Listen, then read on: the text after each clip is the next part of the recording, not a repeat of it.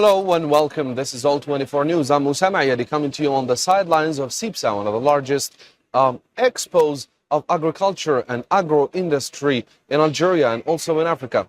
Today we have the honor and privilege to receive Ramzi Jaha from the United States, who's representing Nelson Irrigation. Welcome, Ramzi. Thank you for having me.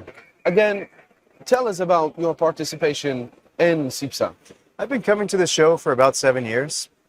Each year it gets bigger, but I'm really impressed with the attendance this year, both the number of people attending and the exhibitors who are present. This new exhibition hall is particularly impressive for me. So, speaking about business and speaking about your participation as producers and manufacturers of material for irrigation, so tell us about what was fruitful during this edition. We've had some great discussions with our previous customers. We've had the chance to meet some new customers. We have many people who recognize our brand now and are coming to us asking us questions about how they might use our product in different situations. So what was exceptional in terms of, let's say, reaching a deal this year? We had a very unique opportunity. In previous months, one of the local manufacturers came to us with a problem. They're in a region, they're producing machines in a region where they're growing potatoes on very small fields. For us, these fields, one hectare up to 4 hectares, is unusual. In the United States, normally we'd be at 40, 50 hectares for the average field. Their sprinklers were plugging. They were having very low yields on the crops that they were producing there. We had the opportunity to present our products, to identify a very good solution, a very good sprinkler that would suit that area with high heat, high wind conditions, and also to produce the right amount of irrigated, the right amount of water hitting the crops. So, seeing the fact that you spoke about challenges, what do you think are the main challenges that agriculturers are facing nowadays globally and also in Algeria, since you had an experience with Algerian agriculturers? Water availability is an issue all across the world. Government regulations in terms of water use is something that we're running into in every country. There are many regions of the United States right now where water is extremely limited, and the government is regulating how much people, farmers specifically, can use.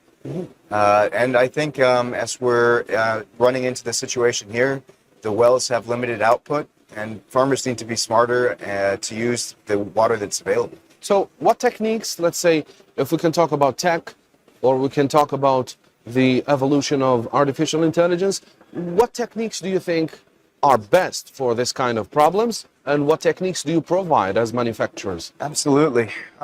Traditional irrigation is flood irrigation, just pouring the water onto the ground. The first stages of mechanized irrigation were introducing a basic sprinkler, an impact sprinkler. We've evolved to using sprays and now a dynamic type of sprinkler, which uses far less water to deliver the requirement of the crop to the ground. Much less water is evaporating in the air, much more of it is getting to the crop underneath the soil. So do you think there is relationship between your solutions that you're providing and also the water sustainability? Absolutely. And the water security, seeing the fact that you have already said that water or having enough water is a problem, especially with the climate change? Absolutely. It's not just taking care of the environment, but let's be honest, a lot of these farmers want to be profitable. And the amount of water that they need to pump, the amount of money that they spend on their crop is also very important. Sure, the future of water is important to have children, it's important to the next generation, but also for the farmers to be profitable, they need to use as little water as possible to make their crop come to market at a good price. Yeah, if we talk about techniques that your company is specialized in, so I want you to give me more ideas concerning this kind of techniques, kind of manufactured products. If we can talk about bivettes, for example. So Pivots, yeah. Yeah, pivots. So I want you to tell me more about this. Sure. I've been working in pivot irrigation for about 21 years. That's where I started my career. I've seen a lot of evolution in that area, and I've seen a lot of evolution in terms of the sprinklers that are used on those pivots. Some of what is here in Algeria is very old technology. Some people are very happy to continue using what they've used in the past and continuing having the results that they've had in the past. we're trying to push the farmers here, trying to push the manufacturers here to adopt the new technology, which will be much better for the farmers, both in this generation and for the next. Yeah, but what do you think are the best practices that we can make in order to introduce this kind of techniques, new technologies in the agricultural field? So, like me as an American manufacturer, I could put these products on the internet, hope somebody sees them, but we need to have word of mouth. We need to be here at the expos. We need to have local partners who know how to teach these solutions to the local farmers. Since you talked about teaching solutions to local farmers, what do you think of training farmers and also training maybe your partners here in Algeria in order to spread the product and also to make it well known within the agricultural world? It's absolutely essential to have training and to have demonstration of the product. There are many field demonstrations, many field days where the farmers are gathered in the agricultural regions. We try to participate in as many of those as we can. And the ones that we can't go to, we encourage our local agents to go and visit and to present our products. Yeah. So did you have the experience to visit Algerian local production fields? Unfortunately, no. I've been looking for an opportunity to go to some of the agricultural regions. I hope on the next trip.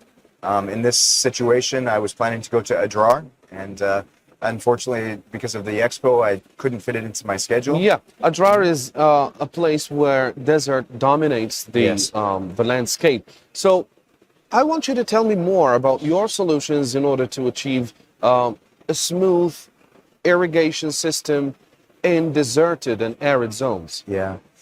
My company has been working with pivot irrigation since the beginning for about 65, 70 years, from the very basic initial sprinklers to where we are today. And we've gone through many stages in desert environments. One of the first areas to develop mechanized irrigation with the pivots was Saudi Arabia, dating back about 45 years. So, you know, even in the very, very early days, we were introducing our products into those regions. And even most recently here with Egypt, doing tremendous investment in agriculture. We've learned a lot in those environments, and they're quite similar in many cases to what we have here in Algeria. Yeah, seeing that Algeria is, let's say, is a link between Europe and Africa, and also it's a strategic place. Yes. It's a gateway to the African market. What do you think is best in order to go through the African market, but first of all, going or starting from Algeria? The best way to approach the market, is that the question for Algeria? You know, I think you must have local partners. You need to understand that the way of doing business here is not like any other specific country that we might have experience with. Mm-hmm. You need to have a level of patience and need to really develop some trust and relationships. Mm-hmm. Not a matter of coming in and striking a deal. You need to get to know people. They need to get to know you.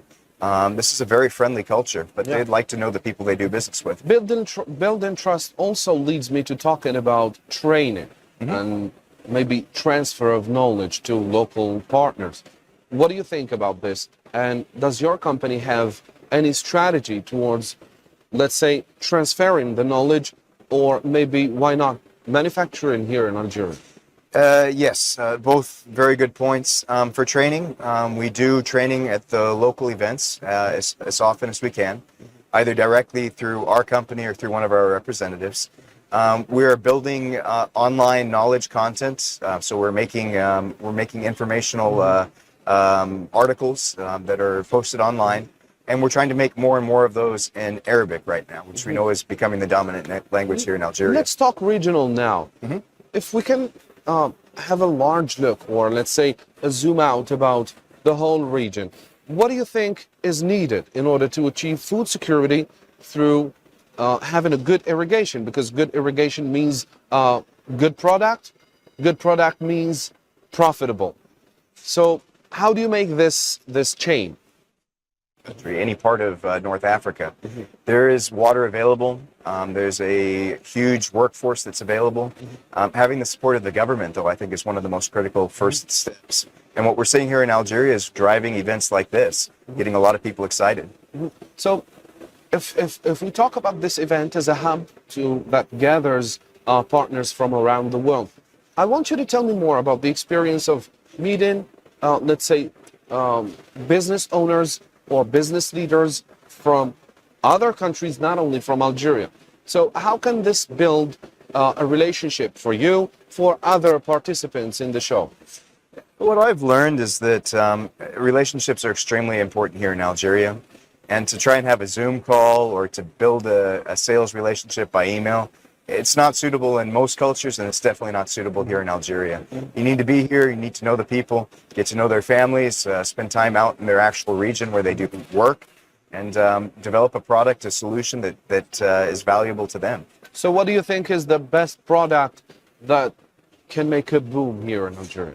Almost everything in the Nelson Irrigation catalog would be great to use here.